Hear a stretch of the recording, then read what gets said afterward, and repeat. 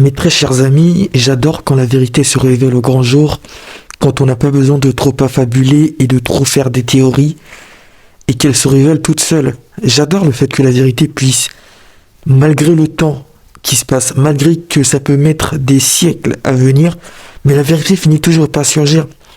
Elle avance à pas de lézard, à pas de caméléon, doucement, doucement, à pas de paresseux. Mais au final, la vérité a toujours raison parce que la vérité est faite de raison, tout simplement. Hier, j'ai fait une vidéo sur cette chaîne, ma chaîne YouTube. Je vous invite à vous abonner d'ailleurs si vous tombez nouvellement sur la vidéo ou si vous avez déjà regardé ma vidéo ou des vidéos précédentes mais que vous ne vous êtes pas abonné, abonnez-vous s'il vous plaît, activez la cloche de notification. Et je fais des vidéos sur l'actualité politique ivoirienne. Je pense que ça devrait vous intéresser. Donc, dans cette vidéo, je disais que Tiam Tiam avait la double nationalité, c'est-à-dire la nationalité ivoiro-française. D'ailleurs, j'ai précisé nationalité ivoiro-française parce que Tiam, j'estime qu'il est d'abord français avant d'être, d'abord ivoirien avant d'être français, puisque c'est l'argent du contribuable ivoirien, c'est les efforts consentis par Houphouët-Boigny grâce aux contribuables ivoiriens, bien évidemment, qui lui ont permis d'arriver là où il est. Donc, bien qu'il soit devenu français par la suite, faudrait pas qu'il oublie ceux qui l'ont fait, ceux qui lui ont permis d'avoir les racines pour monter toutes les échelles de la société occidentale. Tiam Tiam, franco-ivoirien, ça c'est confirmé.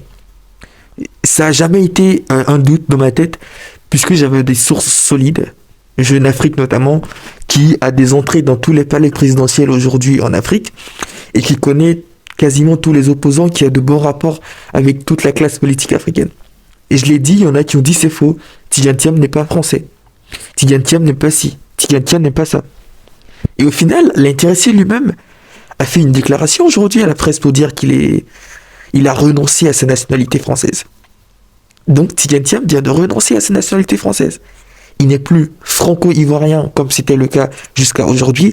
Il est désormais exclusivement ivoirien.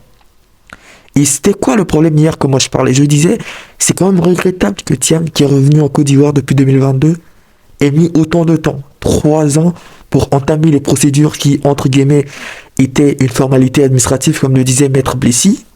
C'est pas sérieux. Comment tu peux mettre 3 ans à renoncer à ta nationalité, sachant que tu vises le poste ultime, c'est-à-dire celui de président de la République? Il y a une partie où on nous a pas pris au sérieux dans cette histoire. Pour moi, Tiam, il a trop retardé, ça en dit long sur les intentions du bonhomme. Et surtout, aujourd'hui, il est plus que décrédibilisé pour paraître comme l'homme de la situation qui puisse défendre les intérêts de la Côte d'Ivoire. Parce que ce qui m'intéresse le plus, c'est d'avoir une personne qui, face aux financiers, qui, face aux pressions internationales, n'abandonnera pas le peuple. Une personne qui aura des principes de souverainisme, de panafricanisme, et qui pensera vraiment aux gens d'en bas. Faut pas penser d'abord aux entreprises, à la création de richesses ou je ne sais quoi. Il faut d'abord penser à rendre les gens riches. À rendre les gens heureux. Et ensuite, ils deviennent riches, why not? Mais la richesse, c'est une aberration. On parlera de ça dans d'autres vidéos. Et aujourd'hui, je reconnais pas Tiam comme étant un candidat qui puisse avoir un tel projet social.